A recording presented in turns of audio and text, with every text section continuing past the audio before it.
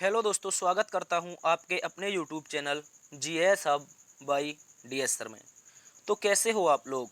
उम्मीद करता हूं आप सब अच्छे होंगे।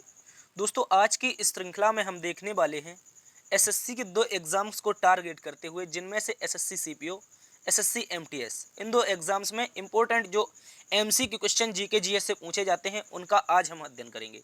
दोस्तों, एसएससी एमटीएस एग्ज़ाम 2023 में जीके जीएस के जो भी आपके एमसीक्यू बनेंगे, उनको आज हम एनालिसिस करेंगे और जानेंगे कि किस प्रकार से क्वेश्चन आपके एग्जाम में रिपीटेड करके पूछे जाते हैं।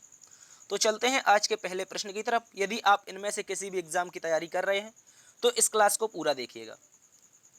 तो आज हम देखने वाले हैं एसएससी सीपीओ एमटीएस एग्जाम 2023, 27 अगस्त इंपॉर्टेंट है। आज का सेशन आज है 27 अगस्त और लगभग आपके 25 प्लस प्रश्न रहने वाले हैं, जिनमें से कुछ प्रश्न इस प्रकार रहेंगे जैसे अंकटाड किस संगठन का प्रमुख अंक है, एसएससी के द्वारा पूछा गया क्वेश्चन है। कौन सा मंदिर 1200 फीट ऊंची चट्टान को काटकर बनाया गया है, और तीनों फॉर्मेट में शतक लगाने वाला प्रथम बल्लेबाज कौन है। यामिनी कृष्णमूर्ति किस वर्ष पद्म विभूषण से सम्मानित की गई, और तालीकोटा जैसा युद्ध जो प्रमुख युद्ध था, यह किस वर्ष लड़ा गया। और भी बहुत सारे इंपॉर्टेंट क्वेश्चन रहने वाले हैं, उन सभी का आज हम अध्ययन करेंगे। चलते हैं दोस्तों आज के पहले प्रश्न की तरफ। आज का पहला प्रश्न कह रहा है दोस्तों, संयुक्त राष्ट्र पर्यावरण कार्यक्रम यूएनईपी का मुख्यालय कहां पर स्थित है। अगर बात कर लें दोस्तों संयुक्त राष्ट्र पर्यावरण कार्यक्रम के बारे में, यूएनईपी यानी कि यूनाइटेड नेशन एनवायरनमेंट प्रोग्राम के बारे में, तो दोस्तों इसका जो मुख्यालय है ये आपका नैरोबी केन्या में स्थित है। कहां पर स्थित है? याद रखेंगे, नैरोबी केन्या में स्थित है इसका मुख्यालय। और दोस्तों एक सम्मेलन होता है 5 जून से लेकर के 16 जून, 5 जून 16 से लेकर के 16 जून 1972 तक स्वीडन की राजधानी स्टॉकहोम। कहां पर? स्टॉकहोम, ये याद रखना है, स्वीडन की राजधानी स्टॉकहोम में एक सम्मेलन होता है। और इस सम्मेलन के दौरान जो विभिन्न देश शामिल हुए थे इस सम्मेलन में, उन्होंने पर्यावरण को बचाने के लिए, पर्यावरण को सुरक्षित रखने के लिए एक ट्रीटी साइन की थी, यानी कि एक समझौता साइन किया था। और उसके बाद उसका जो मुख्यालय आपका रखा गया, वो आपका कहां पर रखा गया? नैरोबी केन्या में रखा गया था। यही कारण है दोस्तों 5 जून को हम क्या मनाते हैं, आप सभी को पता होगा, बहुत ज़्यादा एसएससी इस क्वेश्चन को पूछता भी है कि 5 जून को कौन सा दिवस मनाया जाता है। दोस्तों ये मनाया जाता है विश्व पर्यावरण दिवस। क्या मनाया जाता है? याद रखेंगे, विश्व पर्यावरण दिवस आपका मनाया जाता है 5 जून को। ठीक है, इसको याद रखेंगे। यहाँ पर दोस्तों आपसे कह रहा है कि मानव पर्यावरण पर ऐतिहासिक संयुक्त राष्ट्र सम्मेलन के बाद 1972 में स्थापित यूएनईपी की कल्पना पर्यावरण की स्थिति की निगरानी करने, विज्ञान की नीति का निर्माण तथा जानकारी देने और दुनिया में पर्यावरणीय चुनौतियों के प्रति प्रतिक्रियाओं एवं समन्वय के बैठाने के लिए की गई थी। किसकी स्थापना? यूएनईपी की स्थापना। कह रहा है दोस्तों संयुक्त राष्ट्र पर्यावरणीय गतिविधियों में समन्वय और विकासशील देशों की पर्यावरणीय ध्वनि नीतियां, प्रथाओं आदि की सहायता करने के लिए जिम्मेदार है। ठीक है, यानी कि जो विकासशील देश हैं, अपने विकास कर रहे हैं, विभिन्न प्रकार की फैक्ट्रियां लगा रहे हैं, वो किस प्रकार से कार्बन उत्सर्जन करते हैं, कैसे पेड़ पौधे काटते हैं, ये सारी की सारी जो जिम्मेदारी है उसकी देखभाल करना, उसके बारे में उसको सुरक्षित रहना, सारा का सारा कार्य किसका है? यूएनईपी का कार्य है। और यूएनईपी की स्थापना कब हुई थी? तो याद रखा, आपको याद रखना है 1972 में हुई थी। कब हुई थी? 1972 में, 5 जून 1972 को। चलते हैं अगले क्वेश्चन की तरफ। अगला क्वेश्चन दोस्तों आज कह रहा है दोस्तों, अंकटाड किसका अंग है। शानदार सा क्वेश्चन है, एसएससी इसको क्वेश्चन को पूछ चुका है, तो ऐसे क्वेश्चन आने की संभावना है। देखिए अगर बात कर ली जाए अंकटाड की, किसकी बात की जाए? अंकटाड की, यानी कि United Nations conference of trade and development, United nation conference and trade and development की बात अगर कर लें दोस्तों, तो इसका ये जो अंग है, ये किसका अंग है? तो याद रखेंगे ये दोस्तों संयुक्त राष्ट्र सचिवालय का अंग है। किसका है? संयुक्त राष्ट्र सचिवालय। आप सभी को पता होगा जो संयुक्त राष्ट्र है इसके 6 संघ हैं, उन्हीं में से एक आपका है सचिवालय। क्या है? उन्हीं में से एक शामिल है आपका सचिवालय, और उसी सचिवालय का अंग है आपका अंकटाड। अगर बात कर लें अंकटाड की, इसका जो उद्देश्य है वो दोस्तों व्यापार, निवेश और विकास संबंधी मुद्दों से संबंधित इसका उद्देश्य है। देखिए 1964 में स्थापित किया गया था। कह रहा है 1964 में स्थापित व्यापार एवं विकास संयुक्त राष्ट्र सम्मेलन, United nation conference on trade and development, UNCTAD विकासशील देशों के विकास के अनुकूल और उनके एकीकरण तथा विश्व अर्थव्यवस्था को बढ़ावा देता है। 1964 में अंकटाड की स्थापना होती है, ये याद रखना है, यहाँ पर लिखा हुआ है। इसके अतिरिक्त कह रहा है ये एक स्थायी अंतर सरकारी निकाय है। इसका जो मुख्यालय दोस्तों जिनेवा स्विट्जरलैंड में स्थित है। कहाँ पर है? जिनेवा स्विट्जरलैंड में इसका मुख्यालय स्थित है। और दोस्तों ये सचिवालय का हिस्सा है, जबकि इसकी स्थापना यूएनजीए के द्वारा की गई थी। किसके द्वारा? यूएनजीए। यूएनजीए का मतलब होता है यूनाइटेड नेशन जनरल असेंबली, यानी कि संयुक्त राष्ट्र महासभा के द्वारा अंकटाड की स्थापना होती है। लेकिन दोस्तों ये अंग किसका है? संयुक्त राष्ट्र सचिवालय का अंग है। ये क्वेश्चन याद रखना है। चलते हैं अगले क्वेश्चन की तरफ। आज का अगला क्वेश्चन कह रहा है दोस्तों, अहमदाबाद शहर को यूनेस्को विश्व धरोहर में कब शामिल किया गया। दोस्तों अगर बात कर लें अहमदाबाद शहर की, तो अहमदाबाद गुजरात का एक प्रमुख शहर है और यहाँ पर अहमदाबाद को 2017 में यूनेस्को के द्वारा, किसके द्वारा, यूनेस्को के द्वारा, ठीक है, यूनेस्को के द्वारा यहाँ पर शामिल किया जाता है। और यहाँ पर कह रहा है दोस्तों, ऐतिहासिक दीवारों वाला शहर अहमदाबाद 2017 में यूनेस्को विश्व धरोहर में शहर की सूची में शामिल होने वाला भारत का पहला शहर बन गया था। यानी कि जो भारत का पहला शहर था आपका यूनेस्को में शामिल होने वाला अहमदाबाद था, जबकि आगे चलकर जयपुर शहर को 2019 में यूनेस्को विश्व धरोहर सूची में शामिल किया गया था। यानी कि भारत के कुल मिलाकर के 2 शहर, जिनमें से आपका एक होगा दोस्तों अहमदाबाद, क्या होगा, अहमदाबाद, ठीक है, अहमदाबाद होगा। अहमदाबाद के बाद क्या हो जाएगा दूसरा, अहमदाबाद के बाद हो जाएगा आपका दोस्तों जयपुर, ठीक है, क्या हो जाएगा, जयपुर। ये दोनों के दोनों शहर आपके किस में शामिल हैं, तो याद रखना है यूनेस्को में शामिल है। अगर चर्चा कर ले यूनेस्को की, तो कह रहा है दोस्तों यूनेस्को की स्थापना 16 नवंबर 1945 को हुई थी। इसमें दोस्तों 193 सदस्य देश हैं और इनके 11 सहयोगी देश हैं। आगे कह रहा है दोस्तों, यूनेस्को संगठन का उद्देश्य शिक्षा, विज्ञान, संस्कृति के माध्यम से राष्ट्रों के बीच सहयोग को बढ़ावा देना। यानी कि जो यूनेस्को है ये आपका एजुकेशन पर, इसके अलावा साइंस पर, इसके अलावा आपके कल्चरल पर, इन सभी पर ध्यान देता है और इसके साथ ही सभी देशों में यानी कि जो रिश्ता होता है उसको मजबूत करता है। इसके जब शिक्षा यानी कि एजुकेशन, साइंस और कल्चर को जब जोड़ेगा तो एक दूसरे में क्या होगा, दोस्ती होगी, ठीक है। इसके अतिरिक्त कह रहा है यूनेस्को का मुख्यालय फ्रांस पेरिस में स्थित है। कहाँ पर है दोस्तों, पेरिस फ्रांस में है और इसके वर्तमान में अध्यक्ष आंद्रे अजोले हैं। कौन है, आंद्रे अजोले इसके वर्तमान में अध्यक्ष हैं और इसका जो हेडक्वार्टर है कहाँ पर है, पेरिस में। इसको भी आप लोगों को अच्छे से याद रखना है।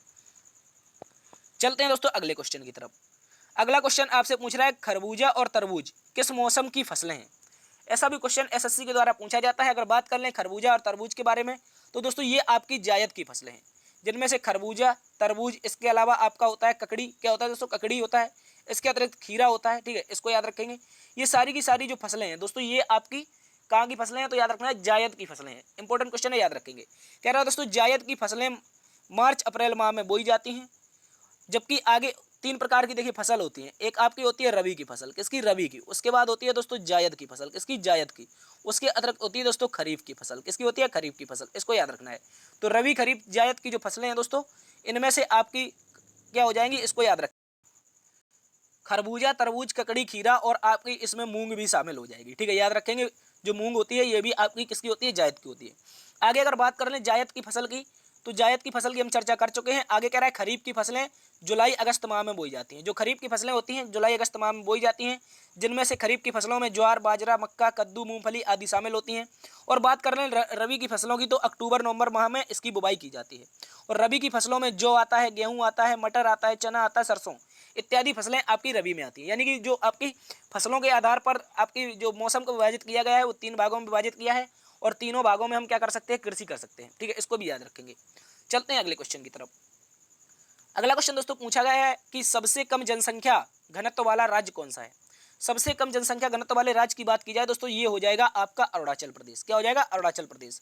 2011 की जो जनगणना हुई थी दोस्तों, यहाँ पर जो सबसे कम जनसंख्या घनत्व वाला राज्य था वो अरुणाचल प्रदेश था और इसका जो जनसंख्या घनत्व था प्रति स्क्वायर किलोमीटर में केवल 17 लोग रहते थे।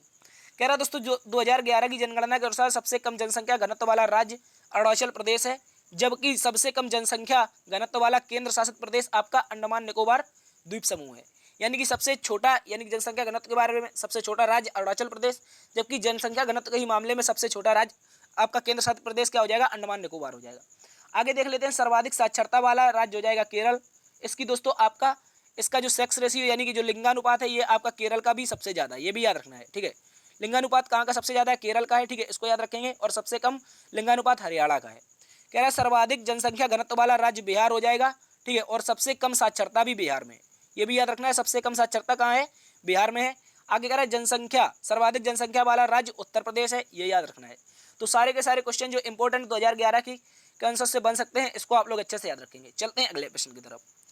अगला क्वेश्चन दोस्तों आपसे पूछा गया कौन से मंदिर को एक 1200 फीट ऊंची चट्टान को काटकर बनाया गया है।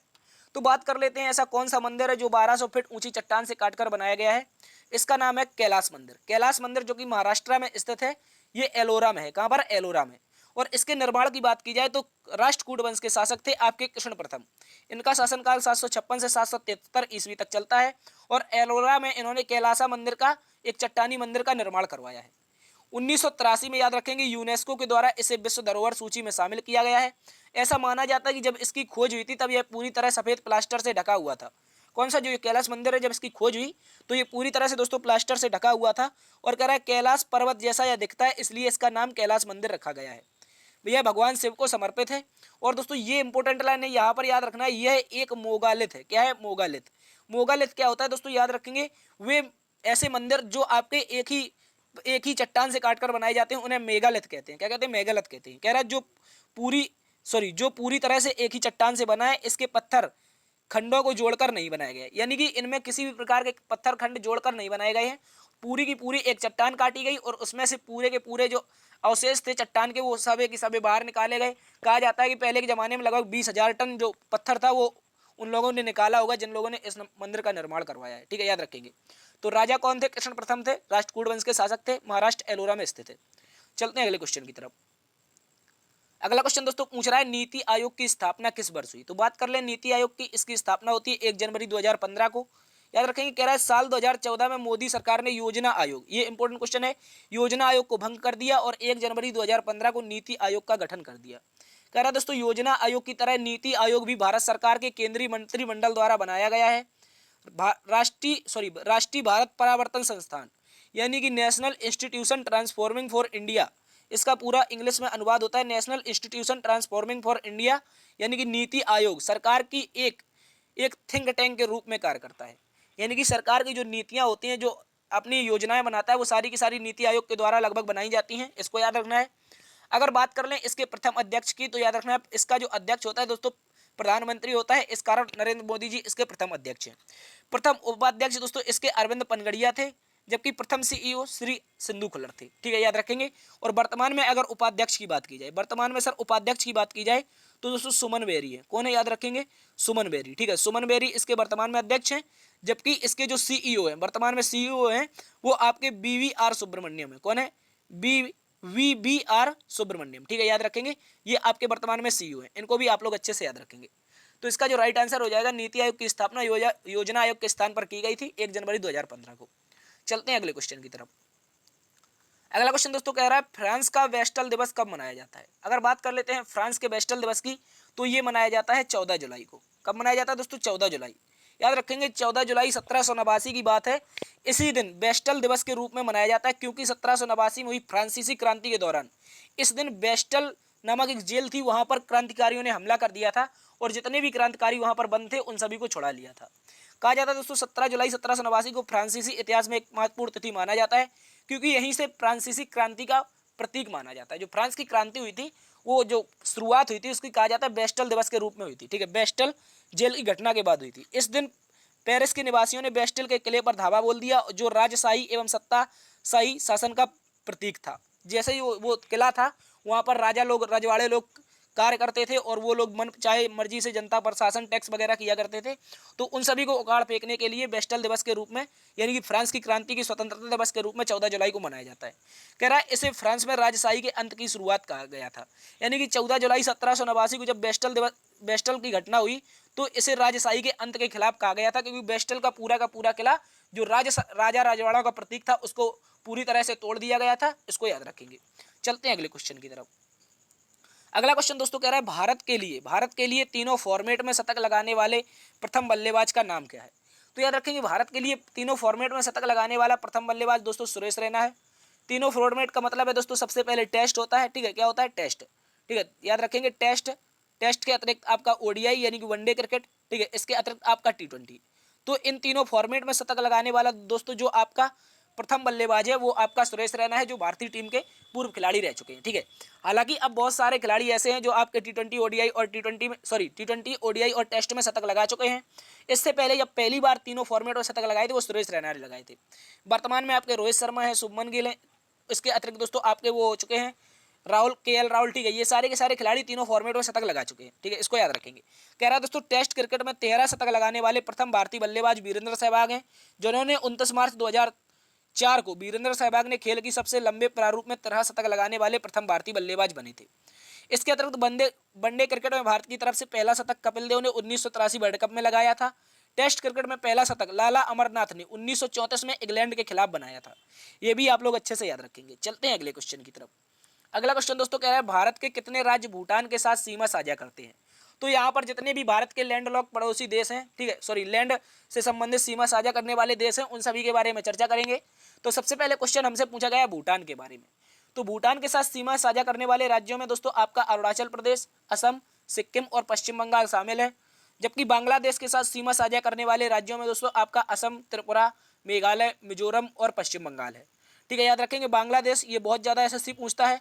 ठीक है, इसके अतिरिक्त नेपाल के साथ सीमा साझा करने वाले की बात की जाए तो दोस्तों उत्तराखंड, उत्तर प्रदेश, बिहार, इसके अतिरिक्त दोस्तों आपका पश्चिम बंगाल और सिक्किम, यानी कि 5 राज्य बांग्लादेश से, 5 राज्य नेपाल के साथ। ठीक है, इसके अतिरिक्त चीन के साथ अगर सीमा की बात की जाए दोस्तों, तो चीन के साथ सीमा साझा करने के मामले में आपका कौन कौन आता है? लद्दाख आता है दोस्तों, हिमाचल प्रदेश आता है, उत्तराखंड आता है, सिक्किम आता है, अरुणाचल प्रदेश आता है। इसके अतिरिक्त पाकिस्तान की बात की जाए तो पाकिस्तान के साथ सीमा आपकी गुजरात, राजस्थान, पंजाब, जम्मू कश्मीर और लद्दाख की लगती है। और जम्मू कश्मीर लद्दाख वर्तमान में क्या है? यूटी है।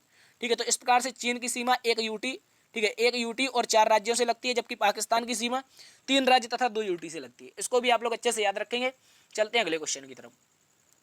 अगला क्वेश्चन कह रहा है भारतीय शास्त्रीय नृत्यांगना यामिनी कृष्ण मूर्ति को पद्म भूषण किस वर्ष दिया गया था। अगर बात कर लेते हैं मशहूर भारतीय शास्त्रीय नृत्यांगना यामिनी कृष्ण मूर्ति की, तो दोस्तों ये आपकी 2 डांस करती हैं, जिनमें से आपका एक कुचिपुड़ी शामिल है। ठीक है, कुचिपुड़ी है, और उसके अतिरिक्त दूसरा आपका दोस्तों भरतनाट्यम है। क्या है? भरतनाट्यम। ठीक है, इसको भी याद रखेंगे। तो भरतनाट्यम, कुचिपुड़ी शास्त्रीय नृत्य करने वाली नृत्यांगना है आपकी यामिनी कृष्ण मूर्ति। और 2001 में भारत सरकार के द्वारा इन्हें दोस्तों पद्म भूषण दिया गया था। क्या दिया गया था? भारत का तीसरा सर्वोच्च सम्मान पद्म भूषण दिया गया था। अगर बात कर लें अन्य कलाकारों में तो पंडित बिरजू महाराज को कथक के लिए 1986 में पद्म विभूषण दिया गया। कह रहा दोस्तों केलूचरण महापात्रा को सन 1988 में भारत सरकार के द्वारा कला के क्षेत्र में पद्म भूषण दिया गया था। सोनल मानसिंह को वर्ष 2003 में पद्म विभूषण से सम्मानित किया गया, और यह पुरस्कार प्राप्त करने वाली वह सबसे कम उम्र की शास्त्रीय नृत्यांगना थी। तो सोनल मानसिंह जो कि सबसे कम उम्र की शास्त्रीय नृत्यांगना, जिन्हें 2003 में क्या मिला? पद्म विभूषण मिला। इससे पहले दोस्तों इन्हें 1991 में पद्म भूषण भी दिया गया था, और उस समय भी ये इसको प्राप्त करने वाली सबसे कम उम्र की महिला थी। तो ये सारे के सारे इंपॉर्टेंट क्वेश्चन है, इसको याद रखेंगे। चलते हैं अगले क्वेश्चन की तरफ। अगला क्वेश्चन दोस्तों कह रहा है खानवा का सुप्रसिद्ध युद्ध किस वर्ष लड़ा गया था। अगर बात कर लेते हैं खानवा के युद्ध में, तो दोस्तों 16 मार्च 1527 को बाबर, एक तरफ था बाबर, ठीक है, और दूसरी तरफ कौन थे? बाबर वर्सेस राणा सांगा। कौन थे? राणा सांगा, जो कि आपके क्या थे? राजस्थान के एक राजपूत शासक थे। राणा सांगा राजस्थान के एक क्या थे दोस्तों? राजपूत शासक थे, याद रखेंगे। और बाबर राणा सांगा के मध्य युद्ध होता है, जिसमें राणा सांगा हार जाते हैं और बाबर क्या कर जाता है? जीत लेता है। ठीक है, याद रखेंगे। कह रहा है खानवा का युद्ध 16 मार्च 1527 आगरा से 35 किलोमीटर दूरी पर खानवा नामक गांव में बाबर और मेवाड़ शासक राणा सांगा के मध्य लड़ा गया था। पानीपत के युद्ध के बाद बाबर द्वारा लड़ा गया ये दूसरा बड़ा युद्ध था। ठीक है, इसको भी याद रखेंगे। अगर चर्चा कर लें बाबर के युद्धों के बारे में, तो 1526 में पानीपत का प्रथम युद्ध बाबर और इब्राहिम लोदी के मध्य होता है, जिसमें इब्राहिम लोदी हारता है, बाबर जीतता है। 1528 में चंदेरी का युद्ध बाबर और राजपूत शासक मेदिनी राय के मध्य होता है, जिसमें मेदिनी राय हार जाता है और बाबर जीत जाता है। और 1529 में घाघरा का युद्ध बाबर और अफगान सरदार महमूद लोदी के मध्य होता है, इसमें भी महमूद लोदी हार जाता है। ठीक है, यानी कि बाबर के द्वारा जितने भी युद्ध लड़े गए थे 1526 से लेकर 29 तक, वो सारे के सारे इसने जीते थे। इसको भी याद रखेंगे। और 1530 में बाबर की क्या हो जाती है दोस्तों? मृत्यु हो जाती है। चलते हैं अगले क्वेश्चन की तरफ। इससे पहले जो इंपॉर्टेंट युद्ध हैं, जो बार बार आपके इतिहास में पूछे जाते हैं, उनके बारे में चर्चा करेंगे। देखिए, भारत के इतिहास के जो प्रमुख युद्ध हैं, ये बार बार एग्जाम में देखने को मिलते हैं। तो सबसे पहले 1757 में दोस्तों प्लासी का युद्ध है, जो आपका किसके किसके मध्य लड़ा गया था? याद रखेंगे, रॉबर्ट क्लाइव। किसके मध्य दोस्तों? रॉबर्ट क्लाइव था एक तरफ, और दूसरी तरफ आपका कौन था? रॉबर्ट क्लाइव वर्सेस सिराजुद्दौला था। कौन था? सिराजुद्दौला। ये याद रखना है, ये दोनों के दोनों में आपस में युद्ध होता है। और सिराजुद्दौला जो था ये दोस्तों बंगाल का नवाब था। यहाँ पर सिराजुद्दौला क्या करता है? हार जाता है, और रॉबर्ट क्लाइव जीत जाता है। Robert Clive east India company का नेतृत्व कर रहा था। अगर बात कर लें 1539 में चौसा के युद्ध की, तो दोस्तों चौसा का युद्ध आपका लड़ा गया था किस किस के मध्य? इसमें से आपका था हुमायूं। कौन था? एक तरफ दोस्तों हुमायूं था, और दूसरी तरफ कौन था? हुमायूं वर्सेस आपका शेरशाह सूरी। कौन था दोस्तों? शेरशाह सूरी। ठीक है, शेरशाह सूरी। और कौन था दूसरी तरफ? आपका हुमायूं था, जिसमें शेरशाह सूरी जीता था, जबकि हुमायूं आपका हार गया था। ठीक है, हुमायूं हारा था और शेरशाह जीता था। ठीक है, 1540 में एक बार फिर से बेलग्राम का युद्ध होता है, जिसमें आपका हुमायूं और शेरशाह सूरी होते हैं, जिसमें भी आपका शेरशाह सूरी जीत जाता है और हुमायूं फिर से हार जाता है। तो ये दोनों के दोनों युद्ध कौन हारा था, आप याद रखेंगे, हुमायूं हारा था। ठीक है, आगे चलकर 1556 में पानीपत का द्वितीय युद्ध होता है। कैसा युद्ध, द्वितीय युद्ध होता है। और इस युद्ध में दोस्तों याद रखेंगे, एक तरफ बाबर की सेना थी और दूसरी तरफ कौन था, बाबर वर्सेस हेमू था। ठीक है, इस युद्ध में दोस्तों छल से हेमू को हरा दिया गया था। क्या था दोस्तों, जब हेमू युद्ध जीत गया तो दोस्तों छुपके से बाबर के सेनापति ने हेमू की दोनों आंखें फोड़ दी और उसको युद्ध के मैदान में मार दिया। सॉरी, बाबर नहीं था यहाँ पर, माफी चाहेंगे, अकबर था। ठीक है, अकबर था यहाँ पर, आपसे माफी चाहेंगे। ठीक है, अकबर के द्वारा जब इसकी सेना के द्वारा चुपके से हेमू की दोनों आंखें फोड़ दी थी और इस युद्ध को जीत लिया था। ठीक है, इसको याद रखेंगे। आगे कह रहा है दोस्तों 1565 का तालीकोटा युद्ध।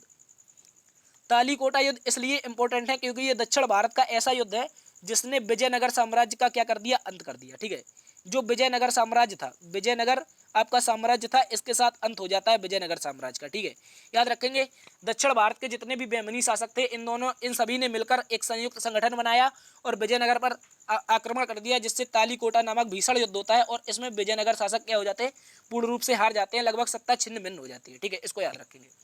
आगे कह रहा है दोस्तों 1760 का बांडीवास का युद्ध। 1760 के अगर बांडीवास के युद्ध की बात की जाए तो दोस्तों ये आपका हुआ था फ्रांस। ठीक है, याद रखेंगे, फ्रांस वर्सेस और कौन था आगे, तो याद रखेंगे ब्रिटेन। ठीक है, यहाँ पर ब्रिटेन यानी कि ब्रिटिश सेना थी और फ्रांसीसी सेना थी। तो इस युद्ध में दोस्तों अंग्रेजी जीते थे, यानी कि अंग्रेज जीत गए थे और फ्रांस पूरी तरह हार गया और फ्रांस की सत्ता भारत के एक छोटे से हिस्से में सिमट कर रह गई थी। आगे दोस्तों आपसे कह रहा है 1764 का बक्सर का युद्ध। ये ऐसा युद्ध है जिससे दोस्तों जो कंपनी थी उसने लगभग भारत पर अपना अधिकार कर लिया था। याद रखेंगे, इसमें दोस्तों आपका हेक्टर मुनरो था, कंपनी की तरफ से कौन था, हेक्टर मुनरो था। ठीक है, हेक्टर मुनरो, और दूसरी तरफ हेक्टर मुनरो के साथ आपकी कौन थी, त्रिगुट सेना थी। क्या थी दोस्तों, त्रिगुट सेना। और त्रिगुट सेना का नेतृत्व कौन कर रहा था, मीर जाफर, इसके साथ साथ आपका शुजा-उद-दौला और आपका शाह आलम द्वितीय। ठीक है, याद रखेंगे, मीर जाफर आपका बंगाल का एक्स नवाब था, यानी कि पूर्व नवाब था। शुजा-उद-दौला आपका दोस्तों अवध का नवाब था, जबकि शाह आलम द्वितीय दिल्ली सल्तनत के क्या थे, सॉरी दिल्ली में मुगल काल के क्या थे, शासक थे। ठीक है, इसको याद रखेंगे। और इस युद्ध में दोस्तों आपका हेक्टर मुनरो जीत जाता है, ये सारी की सारी त्रिगुट सेना जो थी ये हार जाती है। ठीक है, इसको भी याद रखना है। इसके अतिरिक्त दोस्तों एक युद्ध लड़ा गया था आपका 1870 में, सॉरी 1817 में एक विद्रोह होता है जिसे हम पाइका विद्रोह कहते हैं, जिसमें अंग्रेजियों ने यहाँ पर खुर्दा पर आक्रमण कर दिया और खुर्दा को, उड़ीसा का जो खुर्दा क्षेत्र था उसको जीत लिया था। इसके अतिरिक्त आप सभी को पता है 1857 में प्रथम स्वतंत्रता संग्राम होता है, जिसमें भी अंग्रेज जीत जाते हैं और जो विभिन्न राजा थे जिन्होंने अपने अपने स्थानों से नेतृत्व किया था वो हार जाते हैं। ठीक है, या तो फिर वीरगति को प्राप्त हो जाते हैं या फिर वो देश छोड़कर भाग जाते हैं। ठीक है, तो ये सारे के सारे युद्ध हैं जो इतिहास में आपसे आधुनिक भारत में पूछे जाते हैं। चलते हैं अगले क्वेश्चन की तरफ। अगला क्वेश्चन दोस्तों आपसे पूछा गया है 1526 में, सॉरी माफी चाहेंगे, अभी भी युद्धों में लगे हुए हैं।